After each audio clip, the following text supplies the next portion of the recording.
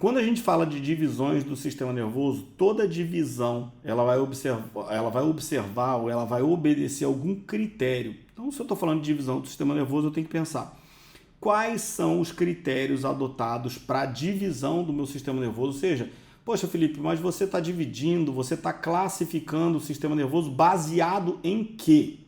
Tá? E por que isso é tão importante? Porque quando eu divido, por exemplo, divisão clássica do sistema nervoso central, sistema nervoso periférico, beleza. Mas quando eu estou falando de divisão do sistema nervoso central, ou divisão do sistema nervoso em central e periférico, eu estou falando de um tipo de classificação.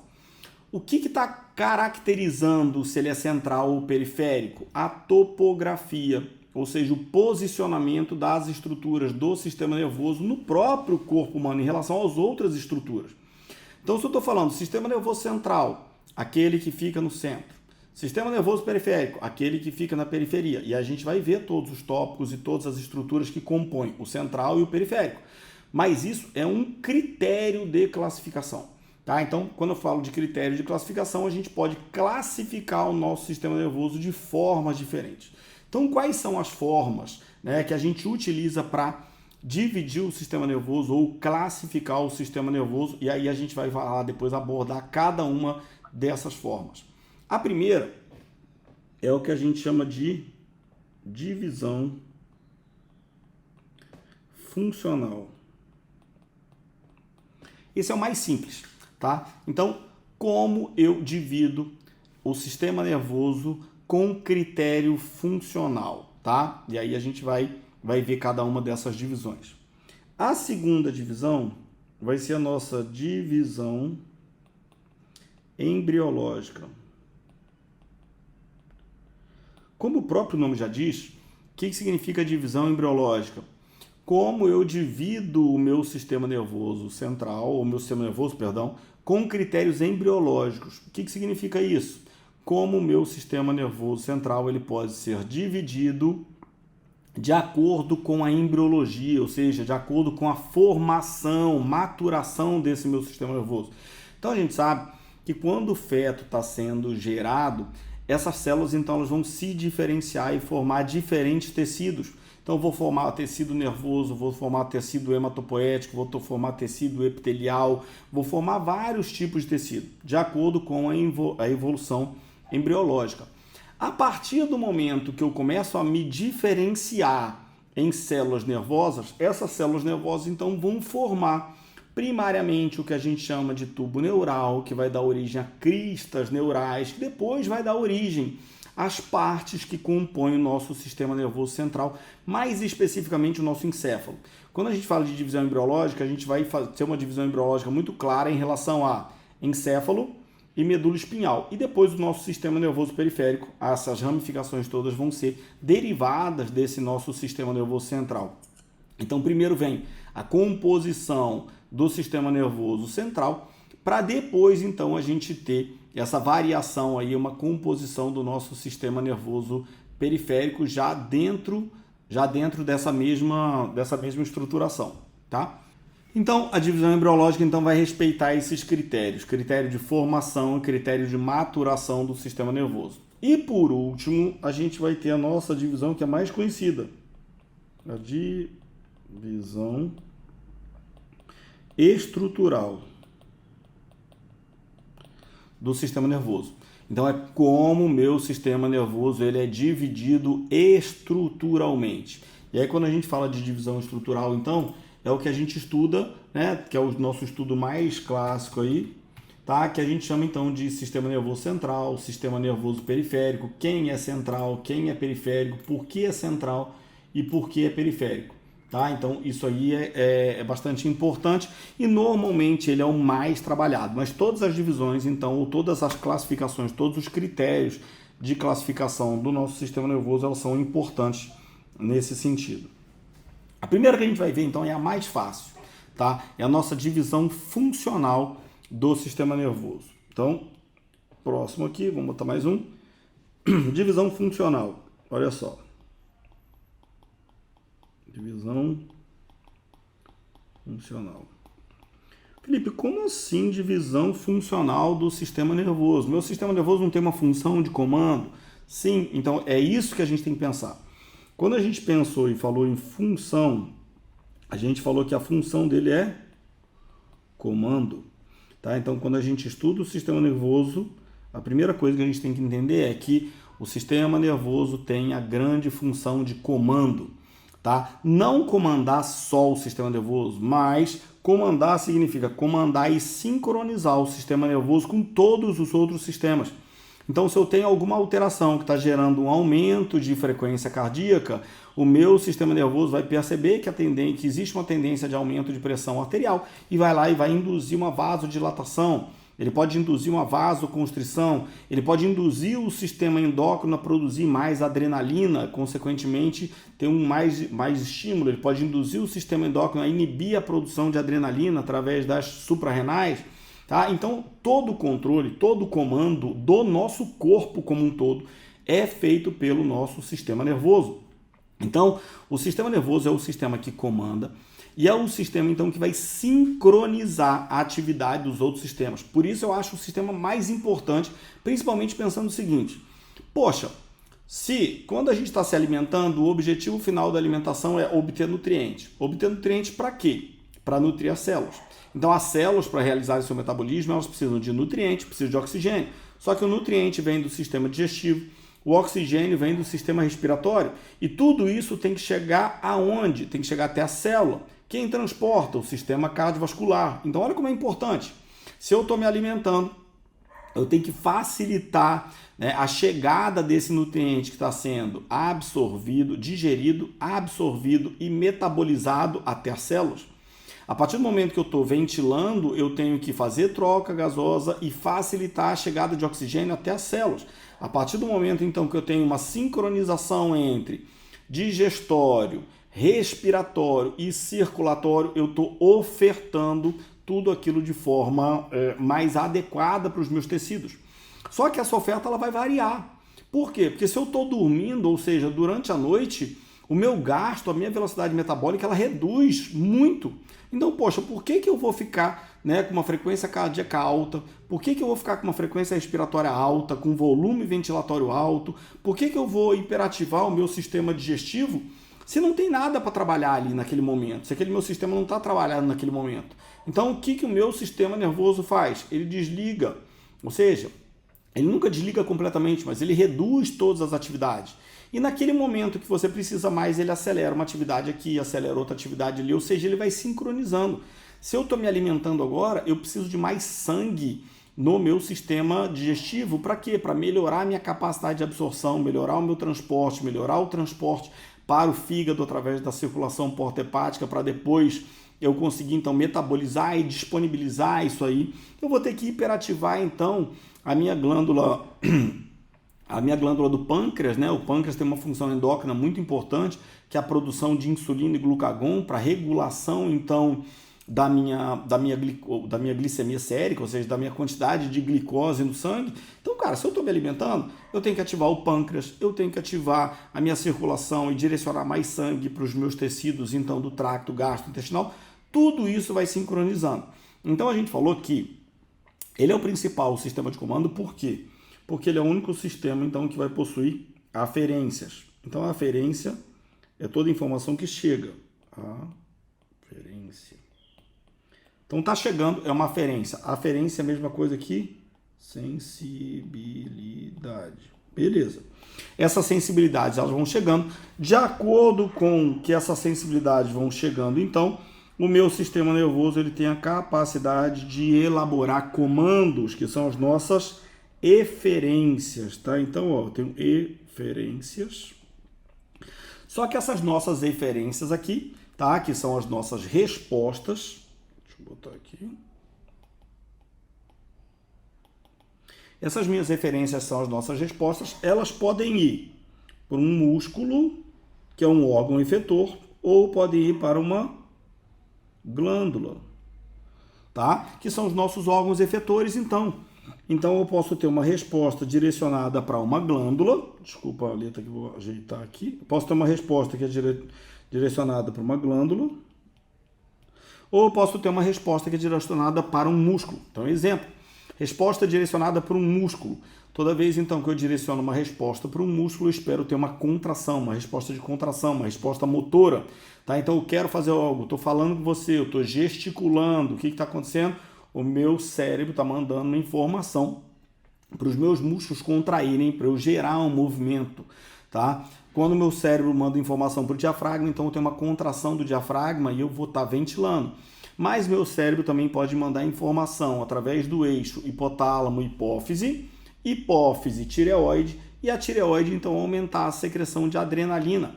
Consequência disso, aumento da adrenalina, aumento de atividade metabólica, aceleração do coração, então aumento a minha frequência cardíaca, eu vou gerar então uma ativação do sistema nervoso simpático, eu vou gerar uma dilatação da pupila, tá?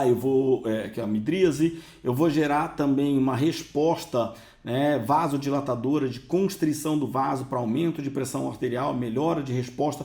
Tudo isso está acontecendo como resposta a partir do momento que eu tenho uma sensibilidade chegando.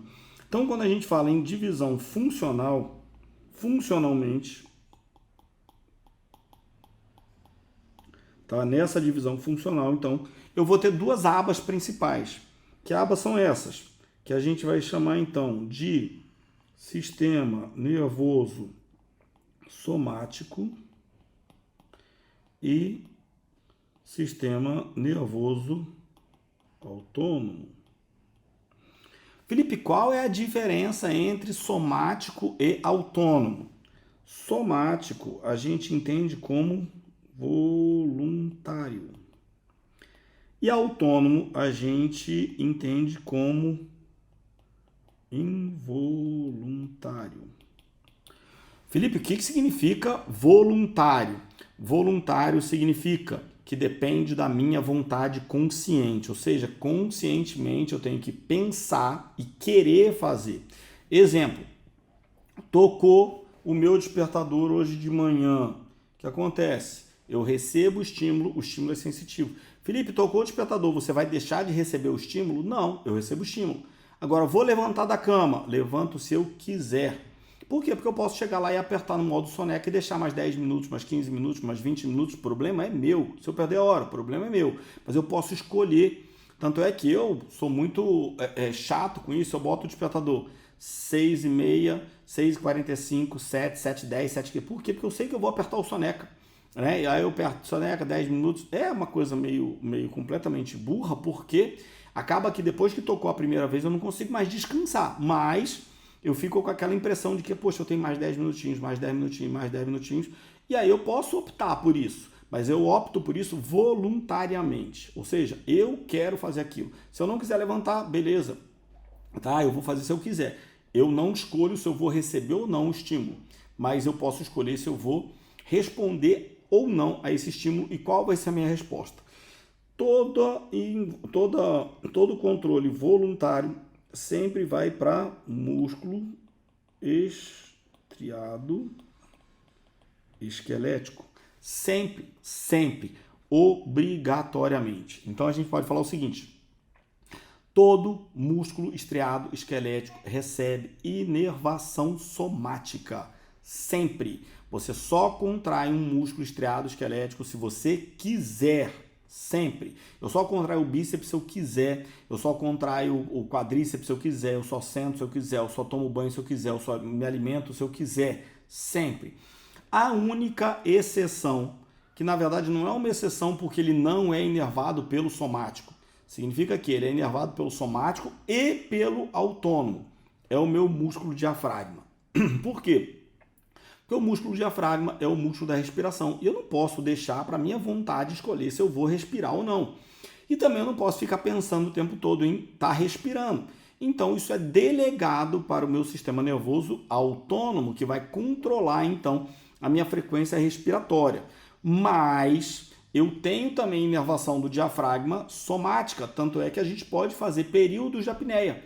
Eu posso estar trabalhando aqui conversando com vocês e de repente prender a respiração. Soltar a respiração. Isso posso estar fazendo o tempo todo. A hora que eu mergulho, eu prendo a respiração. A hora que eu levanto da água, eu solto a respiração. E assim vai.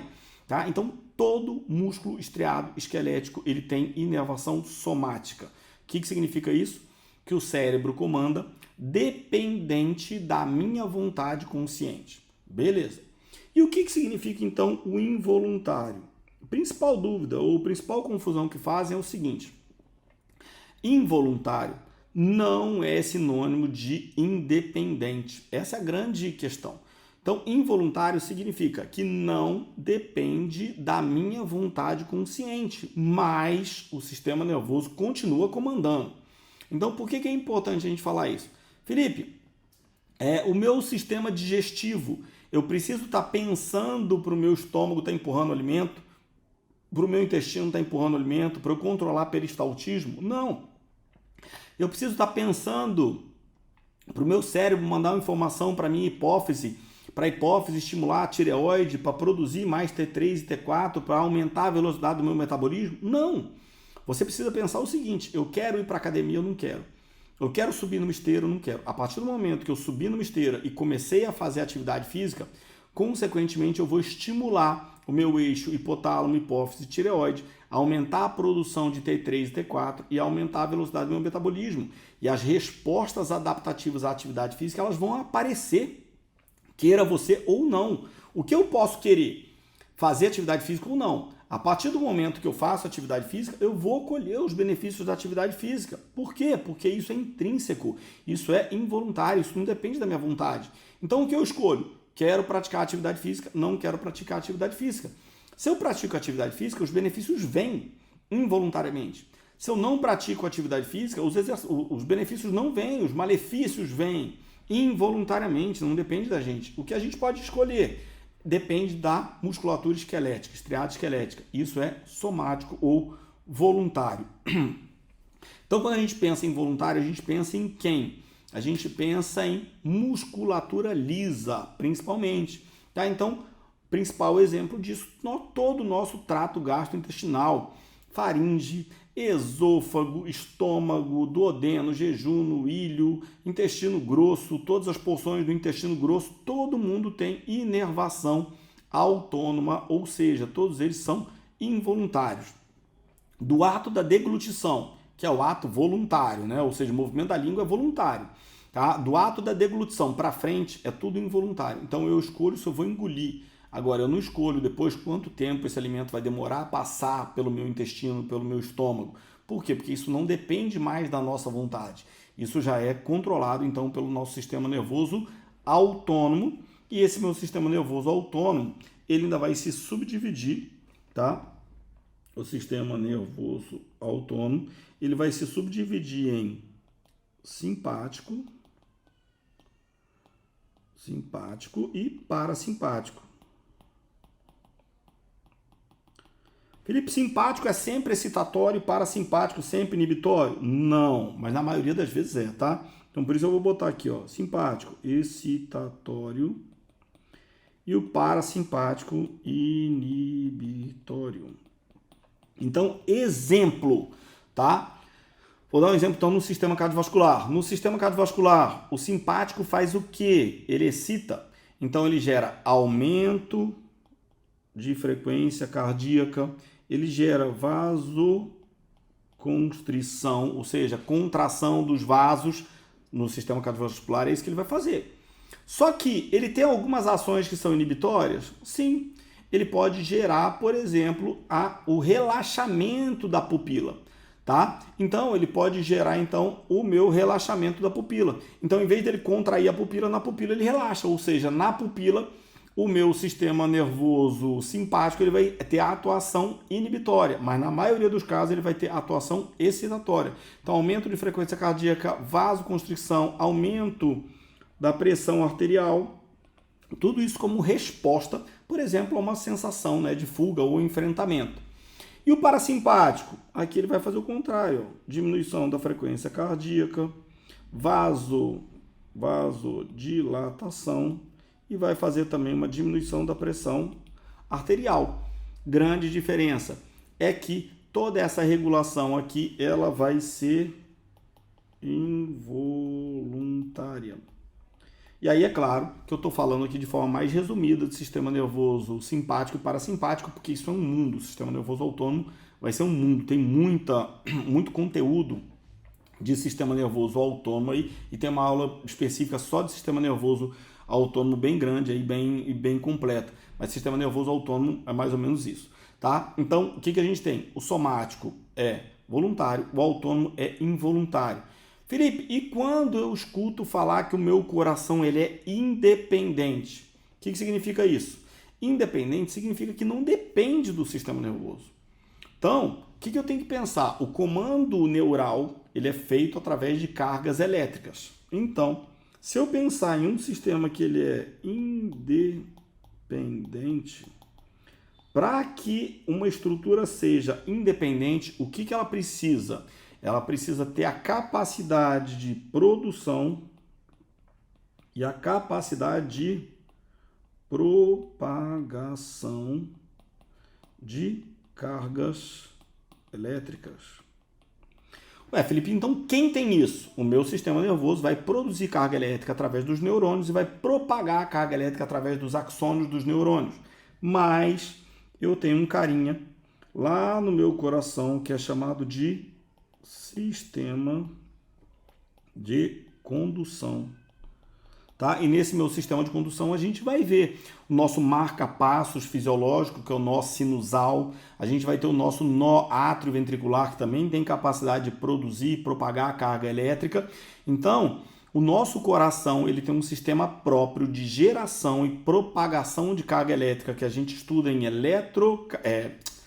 eletrofisiologia cardíaca, que vai ser um sistema capaz, então, de gerar e propagar carga elétrica pelo músculo cardíaco. Isso significa que o meu coração ele tem um marca-passos que vai determinar a minha frequência cardíaca de repouso. Felipe, se o cara tiver morte encefálica, o sistema nervoso não produz mais carga elétrica. Tudo para, menos o coração. Por quê? Porque o coração vai continuar produzindo e propagando a carga elétrica dele enquanto ele estiver nutrido e oxigenado. Então é claro que se o meu sistema nervoso para, eu tenho uma morte encefálica, e eu não alimento essa pessoa e ela não ventila, o meu coração vai parar como consequência. Por quê? Ele parou porque ele deixou de receber nutriente, ele deixou de receber oxigênio.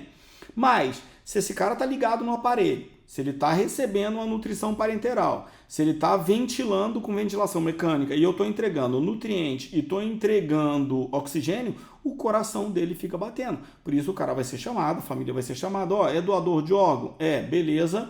Tá? Então aproveita o coração. Não é doador de órgão, né? Desliga a máquina, porque a pessoa está morta, mas o coração vai continuar batendo. Então, quando a gente pensa em independência, significa isso. Independente significa eu produzo a minha própria carga elétrica para a minha subsistência sem depender de ninguém. Eu sempre até faço uma analogia.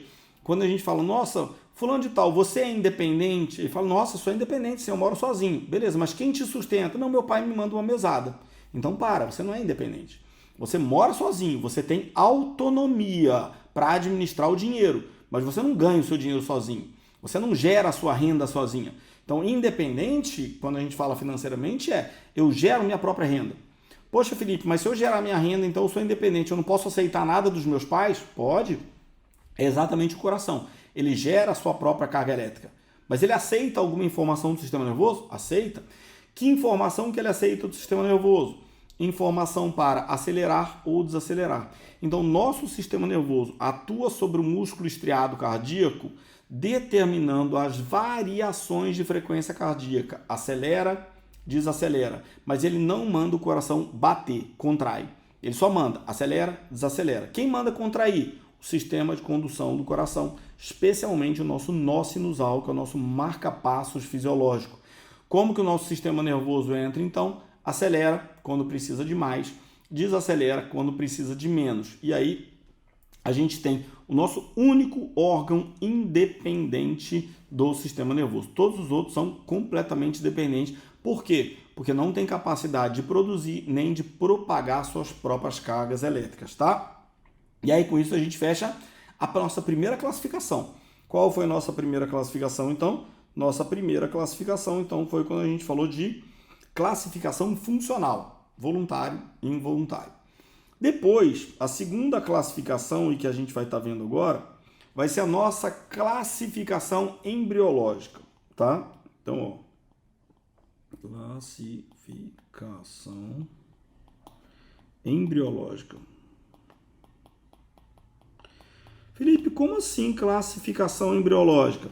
Classificação embriológica significa como o meu sistema se organiza embriologicamente, como é que ele vai se diferenciar embriologicamente.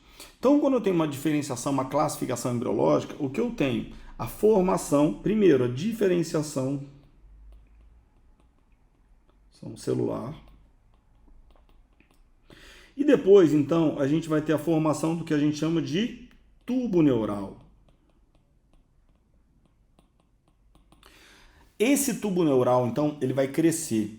E ele vai crescer aonde? Ele vai crescer e desenvolver no embrião ao longo do canal medular, ou seja, dentro dos forames vertebrais de todas as vértebras. Então, ele vai crescer cranialmente e ele vai crescer caudalmente. A porção que cresce cranialmente vai formar primeiro o que a gente chama de cristas neurais. Tá?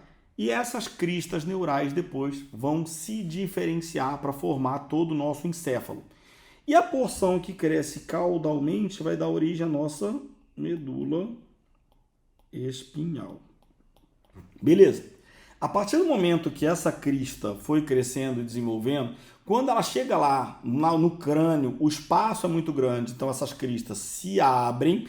E aí a gente vai ter a formação, então, de todas as estruturas que vão formar o nosso encéfalo. Tá? Então, da crista, a gente vai ter a formação do prosencéfalo. Depois, a gente vai ter o nosso mesencéfalo. E depois, a gente vai ter o nosso rombencéfalo. Isso aqui é só divisão embriológica, ou seja, ele vai se diferenciando. Então, a princípio, ele vai formar 3 vesículas principais: prosencéfalo, mesencéfalo e rombencéfalo. Maravilha! Depois, a gente pode perceber o seguinte, tá? O que eu vou perceber aqui? Que sempre vai ter essa terminação, ó, o sufixo encéfalo. Tá? Então, prosencéfalo, rombencéfalo, mesencéfalo, sempre terminando com encéfalo. Por quê? Porque são todas porções do encéfalo. Depois, esse prosencéfalo, ele vai, ao longo da maturação embriológica, então, se subdividir e formar, então, o nosso telencéfalo e o nosso diencéfalo. O nosso mesencéfalo, ele vai continuar como mesencéfalo, tá? Então, ele vai continuar aqui como mesencéfalo. E o nosso rombencéfalo, ele vai dar origem ao que a gente chama de metencéfalo e também o nosso mielencéfalo. Tá? Então a gente tem essas 5 divisões principais: telencéfalo, diencéfalo, mesencéfalo, metencéfalo e mielencéfalo. E aqui, teoricamente, terminaria a nossa divisão embriológica. Então, por que é tão importante? Porque quando a gente vai estudar no livro de anatomia, por exemplo, a gente pode encontrar assim, hoje nós vamos estudar o telencéfalo. Ué, Felipe, mas o que é o telencéfalo? Telencéfalo nada mais é do que o nosso cérebro. Cérebro, coloquei o acento no lugar errado aqui, é o nosso cérebro. Ou seja, quando a gente estuda, então, o nosso telencéfalo, a gente está estudando hemisférios cerebrais, sulcos cerebrais, giros cerebrais, áreas corticais, corpo caloso, tudo isso é o nosso telencéfalo. O que é o nosso diencéfalo? É o nosso tálamo, hipotálamo, ou seja, são todas as áreas abaixo do cérebro, né? São áreas mais íntimas. Normalmente o nosso diencéfalo está muito correlacionado então com o nosso sistema límbico, que é o grande sistema então relacionado com a parte das emoções, percepções, inteligências, tá? Então vai pegar o tálamo, hipotálamo, epitálamo, subtálamo, hipocampo, fórnix, amígdalas, tá? Toda essa região mais interna. O mesencéfalo ele vai continuar como mesencéfalo, tá? Que vai ser a porção mais superior do nosso tronco encefálico. Depois, a gente vai ter o nosso metencéfalo, tá? Que vai dar origem ao cerebelo e a ponte. E o nosso mielencéfalo vai dar origem ao bulbo, tá? Que vai ser a nossa porção final, porção mais caudal aí do nosso como é que eu falo? Do nosso tronco encefálico. Então a gente tem cérebro, cerebelo, né? Diencéfalo, tálamo, hipotálamo, epitálamo, subtálamo, tudo, né? E mais o nosso tronco encefálico, que é formado por mesencéfalo, ponte e bulbo, que é o que a gente vai estudar então na nossa divisão estrutural. E aqui ainda a gente vai ter, Felipe, mas e a parte que desceu então, que deu origem à medula? Aí quando chega aqui então, o que a gente vai ter? A nossa porção caudal do tubo vai dar origem então à medula espinhal. E essa medula espinhal vai se diferenciar em corno anterior e corno posterior. Felipe, é só isso, tão simplesinho assim? Não, é claro que não, nada é muito simples, tá? Mas o que vai acontecer aqui? A gente pode falar, tá, que o nosso corno anterior ele é motor e o corno posterior ele é sensitivo. O que significa isso? Significa que as informações que viajam na medula, tá? Sensitivo. Que as informações que viajam na medula, tanto como as informações que viajam no nosso encéfalo, elas são organizadas por qualidade, tá? Então, quando a gente fala assim, ó, o nosso corno anterior ele é motor, o nosso corno posterior é sensitivo, o que significa isso, tá? Que na parte anterior, então, as informações estão descendo, na parte posterior as informações estão subindo, tá? E isso está acontecendo o tempo todo. Quando a gente fala de sistema nervoso periférico, ou seja, que a gente está falando de nervo, nervo é misto. Ou seja, as informações estão indo e vindo, tá? Então, com isso, a gente fecha a nossa divisão embriológica. Lembrando, então, que na divisão embriológica, então, entrou toda a parte superior, né, que é a mais importante, que o pessoal confunde mais, prosencéfalo, mesencéfalo, rombencéfalo. Prosencéfalo dá origem ao telencéfalo, que vai formar o cérebro. Dá origem ao diencéfalo, que vai formar, então, todas as partes inferiores, tálamo, hipotálamo, subtálamo, epitálamo, amígdala, fórnix, todas as partes mais relacionadas ao sistema límbico. Mesencéfalo continua sem se diferenciar e sem se diferenciar estruturalmente, né? Funcionalmente ele vai adquirindo mais sinapses, mais funções. E o rombencéfalo dá origem então ao metencéfalo e ao mielencéfalo. Metencéfalo, cerebelo e ponte, mielencéfalo, bulbo. A parte então que desceu, caudal, deu origem à medula espinhal. Medula espinhal se diferencia basicamente em porção anterior eferente ou motora, porção posterior aferente ou sensitiva. E aí, para fechar, a gente vai para a última divisão. Que divisão é essa? Divisão estrutural. Essa divisão é a divisão clássica aí de sistema nervoso. Divisão estrutural do sistema nervoso é a nossa divisão clássica do sistema nervoso, tá? É a divisão que todo mundo conhece. Felipe, o que significa divisão estrutural do sistema nervoso? É quando a gente divide esse sistema nervoso em sistema nervoso central, sistema nervoso periférico. O que é importante aqui para a gente que está estudando? Sistema nervoso central significa toda porção do sistema nervoso localizada dentro de osso. Então, central vem de centro, fica mais fácil a gente lembrar. Então, o que é sistema nervoso central? Todas as partes, ou todos os componentes, todos os elementos do meu sistema nervoso que ficam localizados ou protegidos pelo meu sistema esquelético. Ué, Felipe, como assim? Sistema nervoso central, então, vai se subdividir em encéfalo e medula espinhal, tá? Que atualmente a gente chama também de medula espinal, a gente está vendo na maioria dos livros. O que significa encéfalo? Encéfalo, todas as porções ou todas as estruturas do meu sistema nervoso central localizadas dentro da calota craniana. Prosencéfalo, mesencéfalo, rombencéfalo, tudo que a gente falou na divisão embriológica que levava encéfalo, está tudo ali dentro. Cérebro, cerebelo, corpo caloso, sistema límbico, telencéfalo, diencéfalo,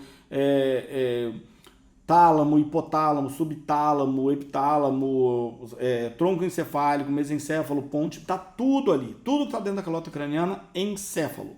Tá? Felipe, mas as funções são completamente diferentes. Opa, peraí. Mas aqui o estudo não está levando em consideração função, está levando em consideração o quê? O posicionamento da estrutura no nosso corpo. Tá? Então, se ele está dentro de osso, ele é central. Se ele está fora, periférico, com exceção dos nervos cranianos. Tá? Agora, se ele está dentro de osso, se é protegido por osso, então sistema nervoso central. Se está dentro da calota craniana, encéfalo. Se está fora da calota craniana e é protegido por osso, ele está dentro da coluna vertebral, então ele vai ser medula espinhal. Esse nosso encéfalo, na divisão do sistema nervoso, a gente vai subdividir ele. Subdividir como, hein? Cérebro, cerebelo e tronco encefálico. Tá? Então, cérebro corresponde ao nosso telencéfalo. O cerebelo corresponde ao nosso metencéfalo, junto com a ponte. E o nosso tronco encefálico a gente vai dividir em mesencéfalo, ponte e bulbo. Olha aí os mesmos nomes que a gente viu em divisão embriológica, só que na transição da divisão embriológica para a divisão estrutural aparecendo de novo. Ó. Cérebro, telencéfalo. Cerebelo, metencéfalo. Tronco encefálico, mesencéfalo vai ser sempre mesencéfalo, né? E a ponte, né? Ela é derivada então do metencéfalo e o bulbo, o mielencéfalo. Olha tudo que a gente viu lá na divisão embriológica aparecendo de novo aqui na nossa divisão estrutural.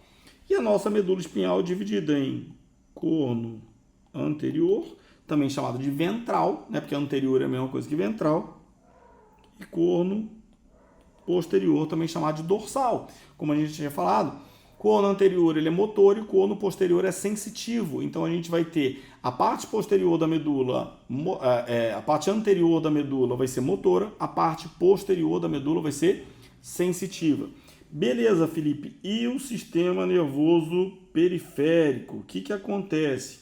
Aí quando a gente pensa aqui no nosso sistema nervoso periférico, olha o que vai acontecer. Periférico significa está fora da medula espinhal. Se está fora da medula espinhal, tem algumas estruturas que vão compor esse meu sistema nervoso periférico. Quais são elas? Então a gente vai ter raízes nervosas, que aí a gente vai ter sensitiva e motora. O que é uma raiz nervosa? Raiz nervosa, então, é a parte que vai formar, então, a junção, tá, do sistema nervoso periférico com o sistema nervoso central, ou seja, que vai chegar lá na minha medula espinhal. Então, quando eu tenho, por exemplo, um corte transversal na medula espinhal, que vai ser mais ou menos isso, eu tenho aqui dentro o meu H medular, que é de substância cinzenta. Se aqui, por exemplo, é a minha parte anterior e aqui vai ser a minha parte posterior, o que acontece? O meu neurônio motor, ele está saindo da minha parte anterior, então ele sai daqui. O meu neurônio sensitivo, ele vai chegar na minha parte posterior. Então, ele é classificado como um neurônio pseudonipolar. Ele fica localizado aqui num gânglio, o corpo dele, tá? Só que ele vai fazer isso aqui, ó. Ele vai chegar aqui, ó. Então, o que acontece? A informação sensitiva está chegando atrás, a informação motora está saindo da frente. Então, eu posso falar que na frente eu tenho uma raiz ventral e atrás eu vou ter uma raiz dorsal, tá? Então, o que significa a minha raiz ventral, tá? Significa então minha raiz anterior, tá? Então, minhas raízes nervosas sensitivas, a sensitiva é a dorsal. Então, ó, sensitiva dorsal. A motora vai ser a ventral. Então, eu vou ter raiz nervosa ventral, tá saindo da frente. Raiz nervosa dorsal está chegando atrás. Para compor aí, depois eu vou ter outras estruturas. As raízes nervosas sensitiva e motora se juntam para formar um nervo. E aí a gente vai ter nervo espinhal, nervo craniano e a gente vai ter nervos periféricos. Felipe, todo nervo é sistema nervoso periférico? Todo, sem exceção. Tá? Então, o que a gente tem que observar com carinho aqui? Quando a gente fala de nervo craniano, desse cara aqui, ó, observação para ele, tá? Quando a gente está falando de nervo craniano, então, o que eu vou ter que levar em consideração? Tá? Que o nervo craniano, ele está dentro da calota craniana. Então, mesmo ele estando dentro da calota craniana, tá? Ele não é considerado sistema nervoso central, ele é considerado sistema nervoso periférico. Por quê? Porque ele é um nervo. E diferente dos nervos espinhais, dos nervos periféricos, os nervos cranianos eles podem ser só sensitivos, só motores ou mistos. Quando a gente fala de nervos espinhais e nervos periféricos, todo nervo sempre vai ser misto, sensitivo e motor. Por quê? Porque os nervos são derivados de duas raízes nervosas, raiz sensitiva, raiz motora. E nos cranianos, por que é diferente? Porque os nervos cranianos têm uma relação direta com o tronco encefálico e não com a medula espinhal. Tá? Então, os núcleos dos nervos cranianos, que significa que os corpos dos neurônios que dão origem aos nervos cranianos ficam localizados no tronco encefálico ou no próprio telencéfalo. Tá? Então, consequentemente, eles vão ter organizações diferentes. Mas, se eu tenho uma lesão de nervo craniano, eu tenho uma lesão periférica. Exemplo, paralisia facial periférica. Corresponde à lesão do nervo facial em qualquer parte do seu trajeto. Tá? Então, nervo facial, sétimo par craniano, tive uma lesão do nervo facial, paralisia facial periférica. Felipe, e se a lesão for no núcleo do nervo facial? Núcleo do nervo facial fica localizado na ponte. Aí eu vou ter uma paralisia facial central. Por quê? Porque a lesão está comprometendo o meu sistema nervoso central, ou seja, a ponte, tronco cefálico, sistema nervoso central. Nervo craniano, nervo facial, sétimo par craniano, sistema nervoso periférico. Por isso a gente tem paralisia facial central, paralisia facial periférica. Qual é a grande diferença? Central está cometendo alguma estrutura do meu sistema nervoso central. Periférica está cometendo alguma estrutura do meu sistema nervoso periférico. E é isso que está acontecendo aí, tá? E depois, para ir dando uma fechada aqui no nosso sistema nervoso periférico, a gente vai ter os gânglios, tá? Gânglios no sistema nervoso periférico correspondem à localização dos corpos dos neurônios sensitivos do sistema nervoso periférico, tá? Então a gente chama de gânglio da raiz dorsal. Então, o gânglio da raiz dorsal nada mais é do que o ponto de localização dos corpos de neurônios sensitivos do sistema nervoso periférico. Então, os gânglios correspondem ponto de localização dos corpos dos neurônios no sistema nervoso periférico. Então, o que é importante? Gânglio é o gânglio da raiz dorsal. Por que isso? Porque os únicos neurônios que possuem seus corpos localizados fora do sistema nervoso central são os neurônios sensitivos do sistema nervoso periférico, que são chamados de neurônios pseudo-unipolares. Depois a gente vai estudar isso em classificação estrutural dos neurônios. Tá? Então a gente só tem um tipo de neurônio pseudo-unipolar. Esse neurônio é o neurônio sensitivo do nosso sistema nervoso periférico. E esse neurônio, então, ele vai ter o seu corpo localizado no gânglio da raiz dorsal. Então, gânglio nada mais é do que aglomerado de corpo de neurônio no nosso sistema nervoso periférico. Só sensitivo que tem. Por quê? Porque aqui a gente pode ver, ó, o neurônio motor, ele está com o corpo dele dentro da medula. Medula é central. Tá? O sensitivo está com o corpo localizado fora da medula periférico, tá? Isso a gente vai ver em divisão estrutural do nosso sistema nervoso central. E para fechar, a gente vai ter também as nossas terminações nervosas, que aí a gente vai ter sensitiva e motora. Nossa terminação nervosa motora vai ser o quê? Placa motora. Toda vez que eu penso em terminação nervosa motora, placa motora. Então, toda vez que eu penso em motricidade, eu penso que vai acontecer alguma coisa no músculo. Esse músculo vai receber uma carga elétrica e vai contrair. Quando a gente pensa terminação, é onde está terminando, onde está começando, é uma ponta do meu sistema nervoso. Tá? Felipe, mas o que significa uma terminação nervosa sensitiva?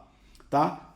Terminação nervosa sensitiva vai ser sempre um receptor. Então, se a gente pensar, ó, terminação nervosa sensitiva, tá? Eu vou ter os meus receptores, tá? E eu vou ter um receptor específico para cada coisa. Eu vou ter um receptor térmico. O que é um receptor térmico? É uma célula que tem capacidade de despolarizar, ou seja, que ela é estimulada ao receber estímulos térmicos, ou de variação para mais de calor, ou de variação para menos de frio. Eu vou ter meus receptores nocivos, tá? Que são os meus nociceptores. Os meus receptores térmicos são os meus termoceptores. Os meus receptores de dor são os meus nociceptores, de nocivo, receptores que captam estímulos que são nocivos ao meu organismo. E aí eles vão interpretar depois, ou ser interpretados depois lá no meu córtex como dor. Eu vou ter receptor de pressão, tá? Que são os meus baroceptores. Eu vou ter receptores articulares, são os meus mecanoceptores, que vão captar movimento, artrestesia, palestesia, velocidade de movimento, ou seja, uma série de informações. Então, toda vez que eu penso em terminação nervosa sensitiva, sempre é um receptor. Como eu tenho várias sensibilidades diferentes, ou seja, várias possibilidades de sensibilidade, para cada tipo de sensibilidade eu vou ter um receptor. Então, um receptor ele é uma célula especializada em captar um tipo de informação. Dor, temperatura, tato, olfato, visão, paladar. Então, ou seja, aonde ficam os meus receptores visuais? Na retina. Né? Eu não vou ter receptor visual na pele. Onde ficam os meus receptores auditivos? Ficam lá no meu ouvido médio. Né? Ouvido médio e ouvido interno. Aonde ficam os meus receptores olfativos? Fica lá no meu bulbo olfatório, lá na minha cavidade nasal. Aonde fica o meu receptor tátil? Na pele. Então eu tenho uma capacidade de percepção tátil na pele. Né? Aonde ficam os meus receptores de pressão? Aí em vários pontos, na pele, no músculo, nos vasos. Ou seja, o receptor ele vai captar. Então ele vai captar de acordo com cada tipo de sensibilidade. Então eu vou ter receptores espalhados por todo o corpo. Todas essas informações são captadas e viajam para a minha medula, depois são transmitidas ou para o tronco cefálico, se eu estou falando de nervo craniano, e são transmitidas para o córtex. O córtex interpreta em áreas sensitivas específicas. Felipe, e o que significa a minha terminação nervosa motora? É quando eu vou mandar uma informação eferente do córtex para o músculo. Qual é a informação? Contrai. Então, a minha terminação nervosa motora vai ser a minha placa motora. Qual vai ser a minha resposta? Pode contrair mais músculo, pode contrair menos músculo, mas a resposta é contrai. É uma resposta referente a movimento. Se eu tenho uma resposta de contração, uma resposta referente a movimento, então todos os nossos receptores, quando a gente fala, então, receptores não, perdão, todas as nossas terminações nervosas motoras, tá? Elas sempre vão ser placa motora. Por quê? Porque essa informação sempre vai em direção a um músculo e a informação sempre é contrai, tá? E aí com isso, então, a gente fecha as nossas 3 divisões, obedecendo então os nossos 3 critérios de visão. Quais são os critérios de visão? Divisão funcional, né? Então a gente vai ter somático e autônomo. Divisão embriológica, prosencéfalo, mesencéfalo, rombencéfalo, prosencéfalo, motorencéfalo, diencéfalo, mesencéfalo continua. E o rombencéfalo forma o metencéfalo e mielencéfalo. E fechando, a divisão que é mais conhecida, divisão estrutural.